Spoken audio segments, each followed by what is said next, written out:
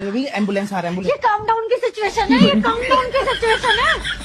मैंने क्या गलत किया है? क्या किया है? ये तूने ही किया है, ये तेरा ही कर्म ये है। कौन सा करम है यार। ये क्या? तो तू कर ले बच्चा, तो तू कर ले, तो तू निकाल।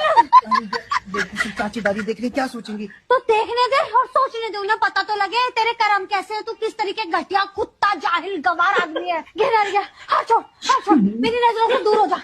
चुप रह तू, मेरी आंखों में तैयब। ऐसे ऐसे ऐसे टाइम पे पति ही साथ अरे रहते हैं। लकड़ बग के जैसे मुंह के, तू क्या रहेगा मेरे साथ? तेरे साथ रहने की वजह से तो ये सब हुआ है। चले जा यहाँ से घटिया।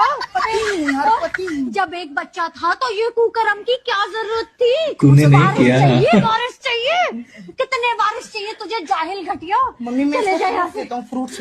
फ्रूट्स फ्रूट्स देगा तू? क्या यहाँ से जाहिल घटिया गवार? तेरी वजह से ये सब हुआ।